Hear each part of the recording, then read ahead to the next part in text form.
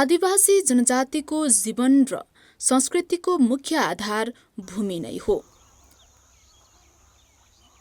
हरेक पर्व, जात्रा र मेलामा उनीहरू यही भूमिलाई ढोग्छन्, यही भूमिलाई पूजा गर्छन् र भूमिलाई नै ईश्वरीय शक्तिको स्रोत अनि जीवन बाँच्ने आधार मान्दछन्।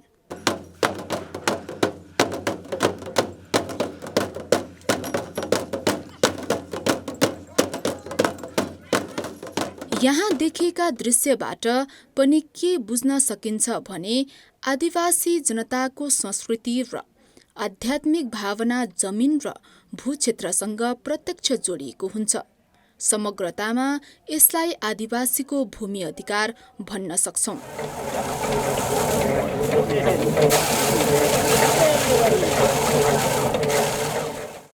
स्वाभाविक रूपमा भूमिसित जमिन, क्षेत्र र स्रोतहरू गाँसिएका हुन्छन्।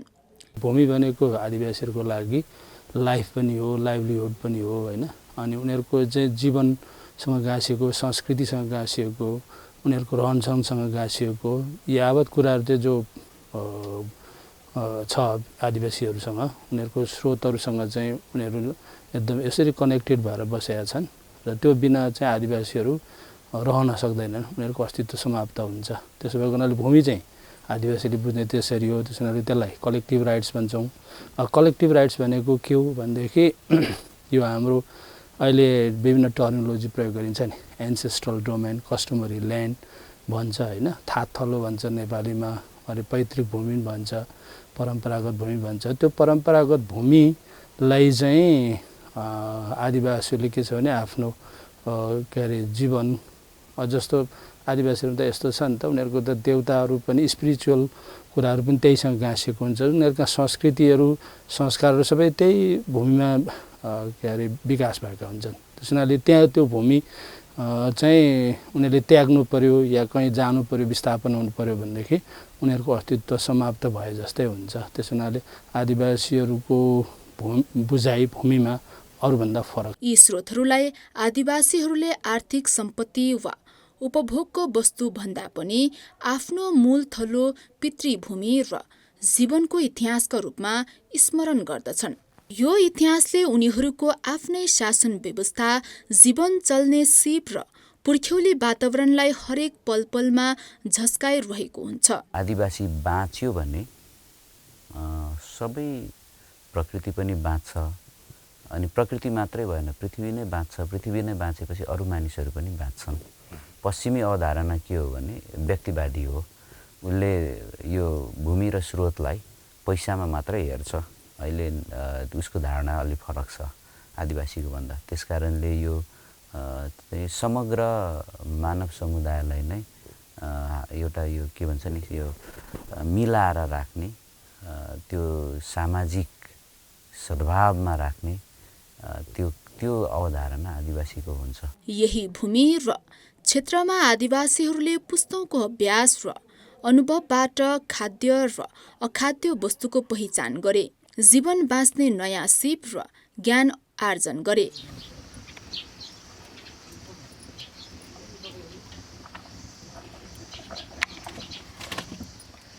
यहाँ उपलब्ध खानी, खनिज र प्राकृतिक स्रोतको संरक्षण गरेर आदिवासी जीवन प्रणालीको विकास गरे। यो नै आदिवासी जनजातिको प्रथाजनित प्रणाली र शासन व्यवस्था हो।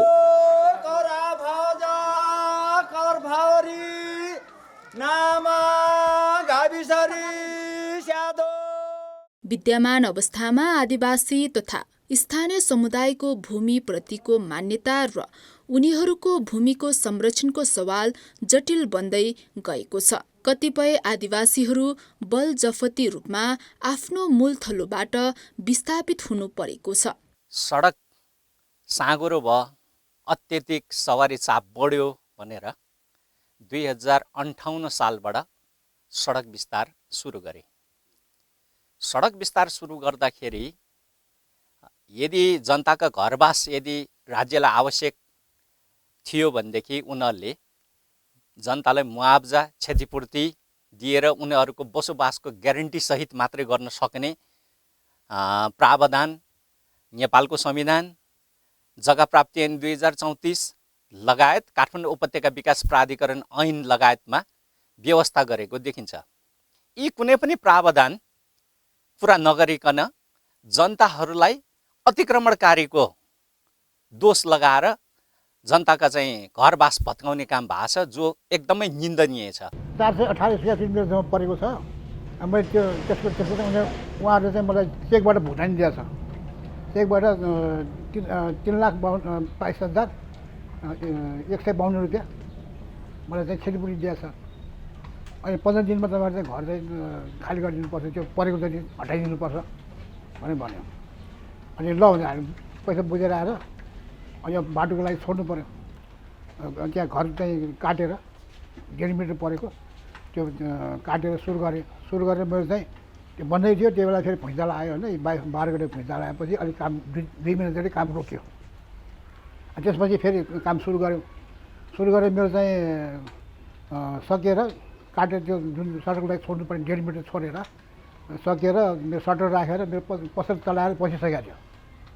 बसिसकेको ठाउँमा पनि फेरि पछि आएर चाहिँ यो सबै चाहिँ ऐलानी जग्गा, यहाँ घर राख्नु हुँदैन भने चाहिँ उनीहरू चाहिँ फेरि चाहिँ आएर चाहिँ जोडो लिएर आएर चाहिँ मेरो सटर तानिदियो। पहिलो पटकमा 2टा सटर तानिदियो। त्यसपछि फेरि यो घर सबै खाली गर्नुपर्छ भन्दा अब हामी चाहिँ सरकारसँग गएर चाहिँ सम्झौता गरेर चाहिँ उहाँ 400 स्क्वायर फिट 428 स्क्वायर फिट छोड्ने भनेर चाहिँ उहाँ सम्झौता गरेर आइसक्यो। यहाँ आएर फेरि भड्काउनु आउँछ। अनि मेरो यसो चाहिँ मापदण्ड छोडेर बनाइसकेको घर हो, फेरि किन भड्काउने भने यो सबै आइल्यान्ड जग्गा बनाएको घर भनेर। फेरि आइल्यान्ड जग्गा होइन, फेरि हाम्रो तिरुचान भएको घर जग्गा छ। हामीले चाहिँ अब बुवाले चाहिँ तिरुचान गरेर 23 साल भरोसम्मको तिरुचान गरेर रसिद मसँग छ। यहाँको संविधान, यहाँको ऐन, यहाँको कानुन लगायत अन्तर्राष्ट्रिय कानुनहरू के छ भनेर हामीले त्यो पनि हेऱ्यौँ। जस्तो कि योसँग डाइरेक्टली टच हुने, हामी आदिवासीहरूसँग डाइरेक्टली हामीसँग टच हुने अन्तर्राष्ट्रिय सन्धि सम्झौता नेपालले गरेको हेर्दाखेरि UNDRIP भए, त्यसपछि ILO 169 भए, अन्तर्राष्ट्रिय मानव अधिकारका कुराहरू पनि छन्। त्यो हेर्दाखेरि यहाँका आदिवासीहरूसँग free prior and informed consent भनेर उनीहरूलाई पूर्ण रूपमा सुसूचित गर्ने, स्वतन्त्र रूपमा उनीहरूको चाहिँ बिना दबाब उनीहरूको मन्जुरी लिएर मात्र अगाडि बढाउनु पर्ने आयोजनाहरू ती कुनै पनि लिएका हामीले देखेका छैनौँ। अहिले के गरेको छ त भन्दाखेरि 350 किलोमिटर सडक विस्तार गर्दाखेरि 1 रुपियाँ पनि क्षतिपूर्ति कसैले दिएको अवस्था छैन। त्यस्तो अवस्थामा सर्वोच्च अदालतले के भन्ने त भन्दाखेरि जनताको सहमति लिएर मात्रै गर्नु। यदि जनता सहमत छ भनेदेखि सडक विस्तार गर्न सकियो। यदि जनताले हामी दिन सक्दैनौँ, हाम्रो उठीबास लाग्छ, यो बाहेक हाम्रो अर्को सम्पत्ति छैन भनेर चाहिँ यदि गर्छ भनेदेखि त्यसै सडक विस्तार गर्न सक्दैन भन्ने उसबाट आएको छ।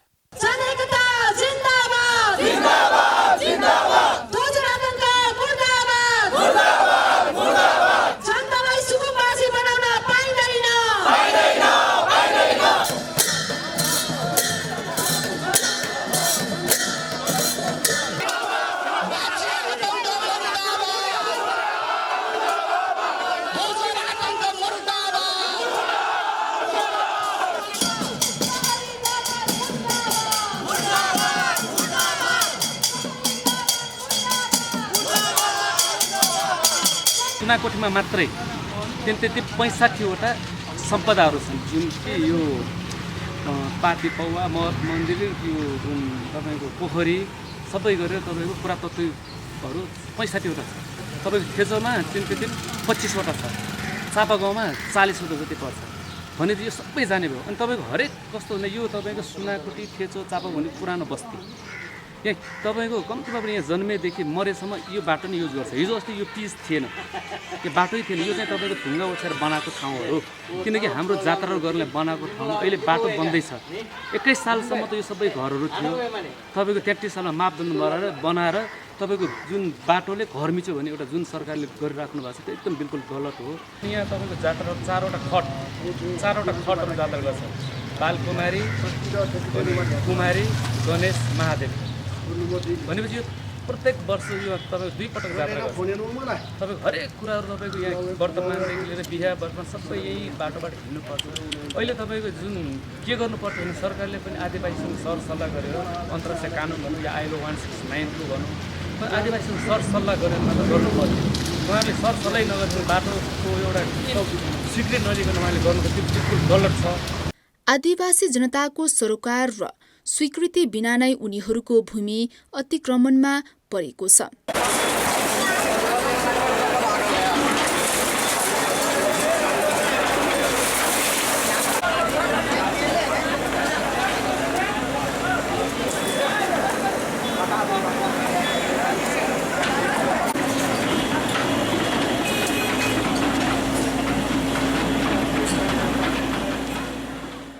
नेपालमा सुरु भएको सामुदायिक वनको सुरुवात आदिवासीलाई विस्थापित बनाउने अर्को घटना हो।